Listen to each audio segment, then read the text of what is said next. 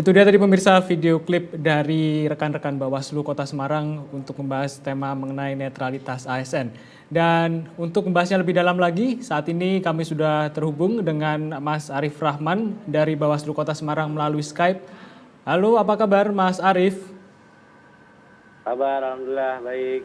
Terima kasih Mas Arief sudah bergabung bersama kami di spesial Dialog Metro TV Jateng dan DIY. Dan tadi kami sudah melihat secuplik video klip yang dibuat oleh teman-teman dari Bawaslu Kota Semarang, Mas. Saya ingin bertanya terlebih dahulu, sebenarnya ini bagian dari kampanye untuk netralitas ASN atau seperti apa, Mas, video klip ini? Ya, jadi video klip ini memang sengaja kami buat berdasarkan apa yang menjadi representasi kami. Ditambah lagi, memang momentum pilkada ini kan sangat potensi dugaan pelanggaran itu terhadap netralitas ASN. Terutama khususnya di Kota Semarang, kita tahu bahwa petahana ini kan maju sebagai pasangan calon, sehingga potensi netralitas ASN itu sangat tinggi di Kota Semarang. Ini dorongan semangat itu, Mas, yang kita gaungkan kepada seluruh ASN Kota Semarang, sehingga konten pembuatan video ini menjadi satu kesatuan dalam hal sosialisasi dan pencegahan kami kepada masyarakat maupun kepada ASN itu sendiri. Baik, Mas Arief, kalau dari data Bawaslu ini saya dapat dari rekan Anda, dari Mas Naya Amin Zaini, ada 8 ASN, Mas, sejauh ini yang sudah didapati atau kedapatan melanggar netralitas. Perkembangan kasusnya seperti apa, Mas, dari 8 ASN ini? Ya, dari 8 ASN ini, itu kan memang berdasar dari hasil temuan kami ya, Mas ya. Kami ini kan melakukan proses tracking pengawasan melalui media sosial. Baik. Yang ada sejumlah ASN yang dia diduga melanggar karena turut serta dalam kegiatan kampanye. Yang pertama itu berfoto bersama, kemudian ada juga dia berkomentar di media sosial, serta ada ajakan juga untuk nanti tanggal 9 Desember itu mendukung pasangan calon. Dan kesemua itu sudah kami proses penanganan pelanggaran dan sudah kami teruskan kepada Komisi Aparatur Sipil Negara. Yang tembusannya juga sudah kita sampaikan ke Mendagri, kemudian ke Bawaslu RI, termasuk pemerintah kota, dalam hal ini pejabat sementara wali kota.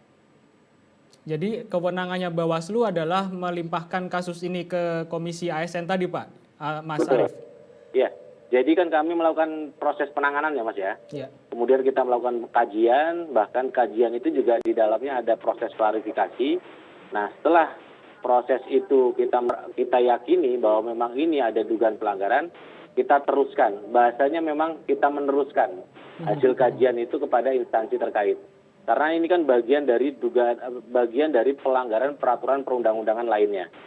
Peraturan perundang-undangan lainnya itu kan menyangkut soal ASN itu sendiri. Baik, Mas Arief, tadi Mas Arief bilang bahwa ini adalah kasus yang didalami setelah mendapatinya di media sosial. Sebenarnya seluas apa, Mas, akses dari Bawaslu ini untuk ke media-media sosial yang dimiliki oleh para ASN? Ya. Jadi kami kan yang utama adalah memonitor, melakukan pengawasan terhadap akun yang didaftar. Pertama itu ya, didaftar ke KPU. Kemudian akun pasangan calon. Nah, akun pasangan calon karena memang ini sudah masuk tahapan kampanye, sehingga biasanya akun pasangan calon ini kan memberikan informasi-informasi ya terkait dengan kegiatan kampanye dan sebagainya. Termasuk di dalamnya juga memuat soal program-program dan sebagainya. Nah, di situ nanti kita coba lihat apakah ada komentar yang komentarnya itu diduga adalah ASN itu sendiri. Ya, nanti kita track dari profilnya dan sebagainya. Jadi aksesnya sejauh ini kita melakukan melakukan intensitas pengawasan terhadap media sosial pasangan calon maupun akun yang didaftarkan ke KPU. Berarti dari sejauh ini hanya ASN, Mas, yang didapati melakukan pelanggaran ini, atau mungkin dari yang pihak-pihak lain juga sudah ada namun belum bisa dipublikasikan? Ya, sejauh ini memang masih baru ASN, Mas. Untuk pihak-pihak lain kita memang belum dapatkan, bahkan laporan yang masuk ke kami pun belum ada. Baik, Mas, terkait dengan pilkada yang dilakukan di tengah pandemi, memang kita harus akui bahwa virtual ini memang menjadi salah satu cara yang paling efektif. Kemudian juga ada pelanggarannya juga pun dilakukan secara virtual. Apakah juga tetap melakukan Bawaslu tetap melakukan pemantauan di lapangan, Mas, untuk pelanggaran-pelanggaran yang serupa? Ya, jadi memang pengawasan untuk pilkada sekarang ini kan sangat berbeda ya dengan pemilu-pemilu sebelumnya. Apalagi ditambah adanya pandemi sehingga ketentuan yang diatur di dalam PKPU itu harus dijalankan secara ketat. Salah satunya kegiatan kampanye itu dilakukan secara tatap muka, terbatas, dialog dengan kapasitas maksimalnya adalah 50 orang. Nah, trennya di Kota Semarang kita tahu ini kan ada model kampanye dengan cara media daring. Salah satunya dengan virtual box campaign ya. Virtual box campaign ini kami memaknai ini sebagai media ya, walaupun pasangan calonnya ini tidak hadir, tetapi medianya ini hadir. Nah, kehadiran media ini berpotensi menimbulkan kerumunan, menimbulkan peserta kampanye, sehingga kami juga sudah mengimbau kepada tim pemenangan agar kegiatan serupa ya virtual box campaign ini tetap mematuhi prosedur, yakni mengajukan surat pemberitahuan kampanye, kemudian ada surat pernyataan dari rumah atau tempat yang akan mengadakan kegiatan kampanye. Ya. Selanjutnya nanti ada rekomendasi dari gugus tugas, dalam hal ini Dinas Kesehatan. Baik. Nah, status dari Dinas Kesehatan ini nanti akan menyampaikan apakah di lokasi ini keberatan atau tidak keberatan dari kacamata pandemi. Nanti kalau syarat-syarat itu sudah terpenuhi, maka dari pihak kepolisian akan mengeluarkan surat tanda terima pemberitahuan atau biasa kita kenal SCTP, begitu Mas. Oke, baik. Mas Arief, kita jeda sejenak dulu Mas Arief, tapi masih ada sejumlah informasi yang masukkan sejumlah pertanyaan yang masih akan saya ajukan di paruh selanjutnya. Pemirsa jangan kemana-mana, spesial dialog Metro TV Jateng DIY akan segera kembali.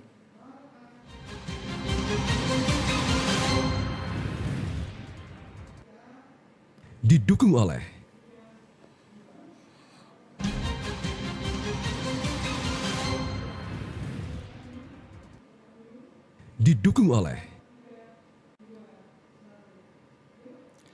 Pemirsa, kembali lagi di spesial dialog Metro TV Jateng dan DIY bersama Mas Arief Rahman, Koordinator Divisi Hukum, Humas dan Data Informasi Bawaslu Kota Semarang. Mas Arief masih bersama kami? Masih, Mas Noval. Ya, Mas Arief, tadi pada saat kita membahas netralitas ASN ada satu pertanyaan yang saya belum sempat tanyakan. Kenapa masih ada ASN yang melakukan pelanggaran, Mas? Padahal kan ini sudah disosialisasikan sejak jauh-jauh hari. Apakah ini memang ketidaktahuan ASN itu kalau hal tersebut adalah sebuah pelanggaran yang tidak merepresentasikan netralitas atau seperti apa, Mas, dari keterangan para ASN ini? Ya, terima kasih, Mas. Jadi kami juga nggak bisa mengandai-andai ya terkait dengan kenapa ASN ini kok masih nekat, bahasanya begitu ya, tidak netral begitu ya. Karena kami sendiri sudah sangat yakin surat himbauan bahkan kegiatan kita pernah langsungkan itu untuk deklarasi netralitas ASN, kita mengundang seluruh kelurahan di Kota Semarang, ada 177 kelurahan, yang mana di situ juga banyak materi-materi yang sudah kita sosialisasikan. Bahkan jajaran kami di tingkat kecamatan, Panwascam, Panwaskel, kami minta berkoordinasi dengan stakeholder terkait. Artinya kalau di tingkat Panwascam itu berkoordinasi dengan camat, kemudian di tingkat kelurahan berkoordinasi dengan kelurahan ya, untuk mensosialisasikan hal-hal terkait dengan ini. Nah, artinya upaya pencegahan sosialisasi secara masif ini sudah intensif kami lakukan. Nah, terkait dengan masih adanya ya ASN yang kemudian tidak netral, ya ini menjadi upaya kami untuk melakukan penanganan pelanggaran begitu, Mas. Baik. Jadi sosialisasi sudah dilakukan, ini hanya terkait dengan pribadinya masing-masing ASN itu tadi ya, Mas Arief ya? Bisa jadi, Mas. Oke, Mas Arief, selain netralitas ASN yang bisa kita garis bawahi juga ini adalah tentang politik uang yang memang di setiap pemilihan ini selalu menjadi hal yang diwaspadai baik itu oleh KPU, kemudian Bawaslu dan juga sejumlah pihak. Sampai saat ini di Bawaslu Kota Semarang sendiri apakah sudah menerima laporan adanya praktik politik uang dari masyarakat, Mas? Ya, jadi tahapan kampanye ini kurang lebih sudah berlangsung sekitar 16 hari ya, semenjak ditetapkan tahap masa kampanye. Memang sampai dengan hari ini belum ada, Mas, laporan terkait dugaan politik uang. Kalau dari Bawaslu sendiri sudah menemukan, Mas? Artinya bukan yang dari laporan ya, Ya. tapi yang dari temuan Bawaslu sendiri apakah sudah ada? Ya, jajaran kami memang belum menemukan, Mas, praktek politik uang yang terjadi. Dan perlu juga kami sampaikan, untuk politik uang di pilkada ini kan berbeda dengan pemilu 2019 ya. Kalau di pilkada ini spesifik subjeknya itu adalah setiap orang. Sedangkan kalau pemilu 2019 itu hanya menyangkut pelaksana kampanye, tim kampanye, kemudian peserta kampanye, peserta pemilu itu sendiri. Nah, kalau di pilkada ini spesifik setiap orang, tidak hanya pemberi, ya, penerimanya juga dikenai sanksi ya, sesuai pasal 187A ayat 1 Undang-Undang 10. Baik. Begitu, Mas Bapak. Baik, Mas Arief, kami ingin tahu, Mas Arief, bagaimana masyarakat ini bisa membedakan antara bantuan yang sering dialirkan, terutama saat pandemi seperti ini, Mas, yang benar-benar bantuan dan juga yang ada kedok politik uang. Seperti apa kita bisa membedakannya, Mas? Ya, jadi di dalam PKP itu kan jelas ya, terkait dengan kegiatan kampanye itu bisa menyertakan apa yang namanya bahan kampanye. Nah, bahan kampanye itu sudah rigid diatur, termasuk di dalamnya ada kaos, kemudian ada lagi yang terkait dengan PKPU terbaru ini bisa masker, hand sanitizer itu bisa menjadi bagian dari bahan kampanye. Nah, tetapi fakta di lapangan bisa jadi kita nanti akan menemukan ini praktek-praktek kegiatan yang mana pemberiannya itu tidak dalam bentuk bahan kampanye, tapi berupa sembako begitu ya, berupa sembako atau bahan pokok lainnya itu. Nah, pemberian ini berpotensi melanggar soal politik uang, Mas. Oke. Karena di 187A ya, itu kan ada 4 poin ya. Jadi pemberian itu tidak hanya dalam bentuk uang, tapi ada materi lainnya ya. Itu menyangkut warga negara secara langsung atau tidak langsung mempengaruhi agar tidak menggunakan hak pilih. Artinya ada orang yang memberikan sesuatu kemudian Anda golput saja, itu masuk kategori politik uang. Kemudian menggunakan hak pilih dengan cara tertentu sehingga suara menjadi tidak sah. Wes, Anda nanti memilih, tapi tolong nanti dirusak surat suaranya. Ini ada pemberian, itu juga termasuk politik uang. Jadi ada kategorisasi ya, kategorisasi tertentu yang memang diatur dalam 187A ini mengatur soal politik uang. Begitu, Mas Novel. Baik, lalu kalau kita mau melaporkannya, Mas, sudah menerima pemberian seperti itu tadi, kemudian kita ingin menjadikannya sebagai barang bukti, apakah itu bisa, Mas, kemudian dilaporkan ke Bawaslu dan bagaimana mekanismenya, Mas? Ya, bisa, Mas. Jadi kami juga kan menggunakan media sosial ya. Menggunakan media sosial untuk masyarakat ini bisa berpartisipasi. Tidak hanya media sosial, kami juga mempunyai nomor aduan ya. Ini mungkin bisa sekalian masyarakat Kota Semarang atau Jawa Tengah secara umumnya bisa mencatat ke nomor aduan kami. Ada di 081 31 666 5996. Saya ulangi, 081 31 666 5996. Jadi nanti bisa disampaikan dulu, Mas, informasi awalnya ke kami, nanti kami akan menindaklanjuti untuk melengkapi secara syarat formil maupun materialnya. Baik.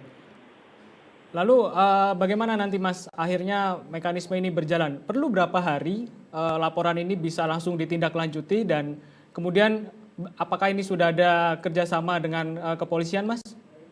Ya, jadi pihak kepolisian maupun kejaksaan itu kan kalau dengan Bawaslu itu ada namanya sentra gakumdu ya. Ini dugaan yang mengarah ke pidana. Jadi kalau temuan atau laporan yang mengarah pada dugaan pelanggaran pidana, kejaksaan dan kepolisian nanti akan kita libatkan.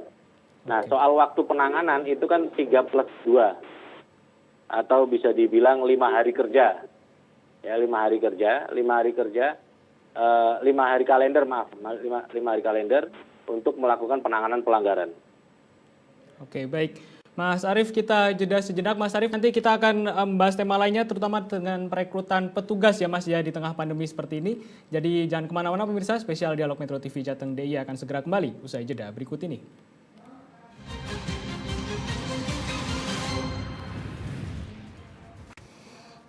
Didukung oleh